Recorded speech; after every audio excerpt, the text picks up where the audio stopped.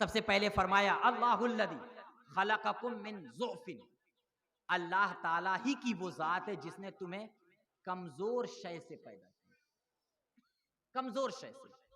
और वो कमजोर शय जानते हैं क्या है?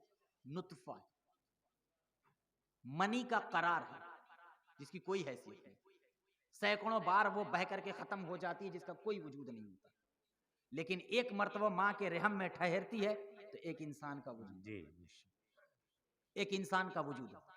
उस कमजोरी को गौर कीजिए, अल्लाह ताला ने किससे पैदा किया? कमजोर शय से। एक मकाम पर उसे माए महीन कहा गया, यानी वो एक इहानत वाला, तौहीन आमेज, हकीर पानी है जिससे अल्लाह ताला ने हम इंसानों को पैदा फरमाया। अब चूंकि हम इंसान हैं, हमें अपनी जवानी पर बड़ा नाज है कि अल्लाह ताला ने मुझे ताकत अता की है, मेरे बाजुओं में ताकत है, मेरे जिस्म में ताकत है, मेरी एक शानदार जिंदगी है। मोहल्ले में, गांव में, पड़ोस में कुछ दिन पर कोई ना किसी बच्चे की पैदाइश होती है, लेकिन कभी का आपने गौर किया कि इस बच्चे की पैदाइश किस तरह से हो गई? उसकी कमजोरी कभी एहसास किया आपने? नहीं। कुरान ने इरशाद फरमाया है कि फलयंजुरिल इंसान मिम्मा खुलिक, पहले कुरान ने दावत दी और कहा इंसान को चाहिए कि वो गौर करे किससे पैदा किया गया। यानी आपको हमेशा हमेशा कुरान ने दावत दी है, कयामत तक के लिए वो दावत है कि ऐ इंसान तू गौर कर, सोच कि तुम्हें किससे पैदा किया गया।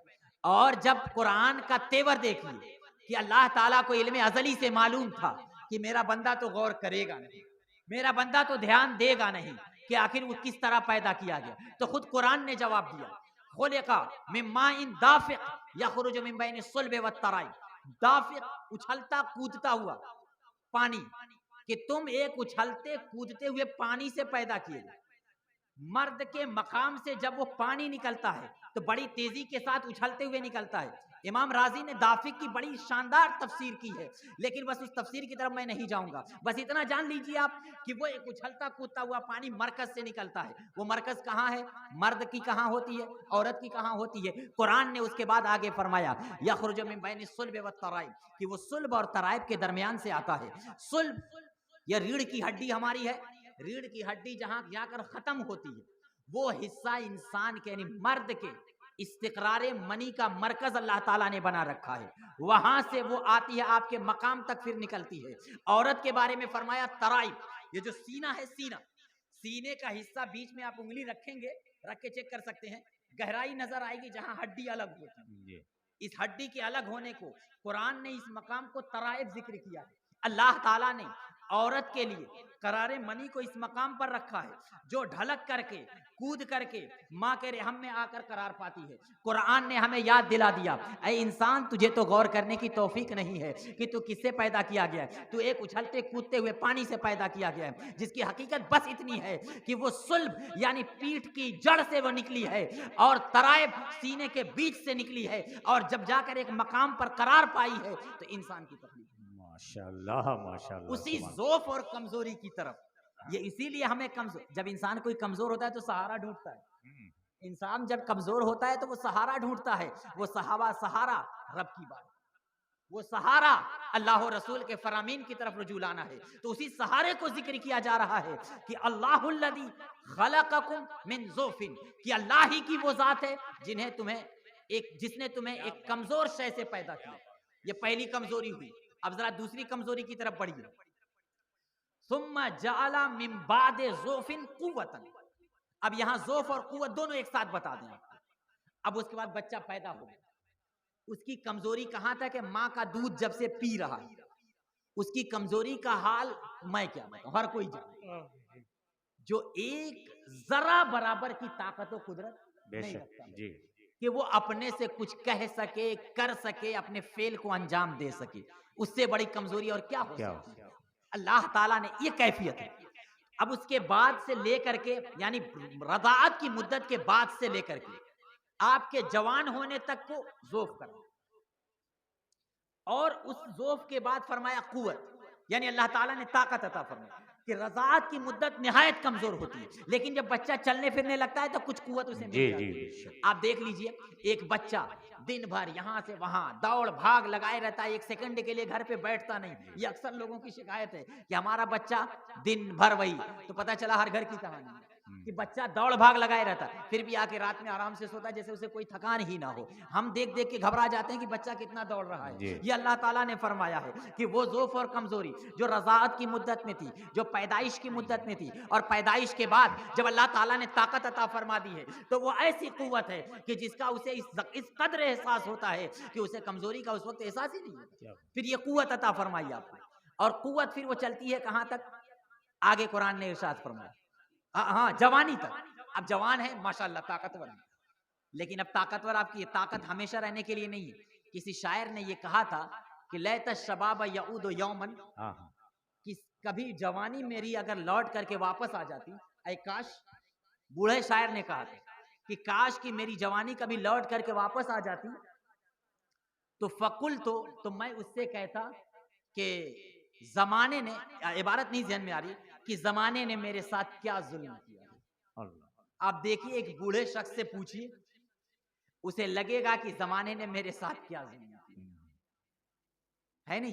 तो कुरान ने फरमाया सुम्मा जाला मिन बाद कुव्वतिन ज़ुअफ़न व शैबा, पहले कमजोरी पैदा हुआ, कमजोरी के बाद ताकत, जवानी अता की। अब उसके बाद कुरान इरशाद फरमा रहा है कि अब ये ताकत अल्लाह ताला ने दी, लेकिन उसे ये हमेशा याद रखना चाहिए कि मुझे एक दिन अधेड़ उम्र तक पहुंचना है, मुझे एक दिन बूढ़ा होना है, मेरी समाअत में तब्दीली आनी है, मेरी निगाहों में तब्दीली आनी है, मेरे जोड़ों में दर्द होना है, मेरे बालों को सफेद होना है, ये हमेशा याद रखना चाहिए। इसी वजह से कुरान ने इरशाद फरमाया सुम्मा जअला मिन बाद कुव्वतिन ज़ुअफ़न व शैबा, दो लफ्ज़ जिक्र किया है। फिर उसके बाद कुव्वत के बाद, जवानी अता करने के बाद अल्लाह ताला ने उसे कमजोर बनाया, और शैबा, बुढ़ापा। सुभान अल्लाह। शैब का असल माना होता है सफेद बाल, जी। तो ये सफेद बाल अल्लाह ताला ने अता किए। तो ये अल्लाह ताला का एक शानदार निजाम है कि हमें पहले इब्तिदा में कमजोर और आखिर में कमजोर, बीच में थोड़ी सी मुद्दत के लिए हमें ताकत अता फरमाई है, तो वो ताकत जिसमें हम इबादत कर सकते हैं वो होना चाहिए। हजरत अब्दुल्ला इब्न मसूद रज़ी अल्लाह ताला अन्हु की एक हदीस है, वो फरमाते हैं कि वो बुढ़ापे की उम्र में बीमार हुए, तो वो लान तान करने लगे कि अपनी बीमारी को, कि मुझे इस उम्र में क्यों बीमारी हुई। तो किसी सहाबी ने कहा, अब्दुल्ला इब्न मसूद, आप नबी अलैहिस्सलातु वस्सलाम के बारे में हदीस है कि आप किसी बीमारी को गाली नहीं दे सकते हैं, किसी बीमारी को बुरा भला नहीं कह सकते, और आप उस बीमारी को बुरा भला कह रहे हैं। तो उन्होंने कहा कि मैं जवान जब था, जब मैं ताकतवर था, जिस वक्त की मैं कसीर इबादतें किया करता था, अल्लाह ताला ने उस वक्त मुझे बीमार क्यों नहीं किया? क्योंकि जो नेकियां, जो इबादतें बंदा जवानी के आलम में, सेहत के आलम में, इकामत के आलम में करता है, जब वो बीमार हो जाता है और उस बीमारी की वजह से वो इबादतें नहीं कर पाता है, तो फरिश्तों को हुक्म देता है कि ऐ मेरे फरिश्तों, वो तमाम की तमाम इबादतें जो वो हालत सेहत में करता था, मर्ज की वजह से नहीं कर पा रहा है, उसकी नेकियां इसके नामे अमाल में लिख। सुभान अल्लाह, नारे तकबीर, नारे रिसालत, सुभान अल्लाह। तो ये हमें अल्लाह ताला की जानिब से एक शानदार इंतजाम की शक्ल में हमें बाकायदा मकाम पर, मुख्तलिफ मकाम पर हमें तंबीह की गई, हमें इस बात की तरफ मुतवज्जा किया गया कि हमें अपने रब की बारगाह में, रब गनी है, हमीद है, वो किसी शय का मोहताज नहीं, बंदा अंतुमुल फुक़राउ इलल्लाह, तुम सब के सब अल्लाह के मोहताज हो। तो हमें अपनी मोहताजी का हमेशा एहसास होना चाहिए, और इस मोहताजी की बुनियाद पर हमें अपने रब की बारगाह में रुजू लाना चाहिए। ये नहीं होना चाहिए कि हमें समाज में जिंदगी गुजार, बस करेंगे, टाइम ज्यादा हो गया, चलिए ठीक है, थोड़ी देर बस अब और बात खत्म करते हैं कि इंसान इस कमजोरी को एहसास करते हुए, रुजू इल्लाह को एहसास करते हुए अपने आप पर कंट्रोल करना चाहिए। खास तौर से इंसान गुस्से में बहुत सारे गलत फैसले करता है। गुस्से के बारे में खुद कुरान ने इरशाद फरमाया वल कादिमिनल गैज़ वल आफीना अनिन नास इन्नल्लाहा युहिब्बुल मुहसिनीन, कि गुस्से को पी जाने वाले और लोगों को माफ कर देने वाले अल्लाह ताला को पसंद है। ये गुस्सा इंसान को कंट्रोल करना चाहिए। और जानते हैं गुस्सा कहां से आया है? कुरान ने एक मकाम पर इरशाद फरमाया कि जब जहन्नमियों को जहन्नम में डाला जाएगा तो एक खास किस्म का उन्हें खाना दिया जाए, और उस खाने के बारे में कुरान ने फरमाया तामन जा गुस्सतिन व शराबा, जा गुस्सतिन व अजाबन अलीमा, कि उन्हें गुस्सा वाला खाना अता किया जाए। अब ये गुस्सा हमारा और आपका गुस्सा नहीं है। इमाम राजी ने फरमाया शौकुन या तरज़ु फी हुलूक़िहिम, यानी कांटे की तरह खाना होगा, जब वो अपने मुंह में डालेंगे तो वो हलक में जाकर के फंस जाए। ला यखरुजु वला यंजिल, नहीं अंदर जाएगा न बाहर आएगा, कुछ नहीं हो सकता। इंसान जब गुस्से में बोलता है तो उसकी आवाज हलक में अटकती है, हकलाने लगता है, पूरी बात बोल नहीं पाता है गुस्से में। उसी जहन्नम के उस खाने की तरफ निस्बत करते हुए इस गुस्से को गुस्सा कहा जाता है।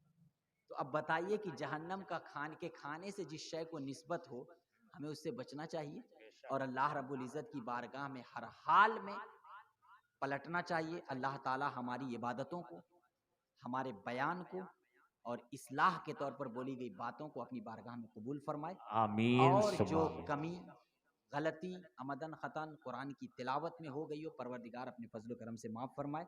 अस्तगफिरुल्लाह रब्बी मिन कुल्लि ज़ंबिन व अतूबु इलैह। अस्सलामु अलैकुम।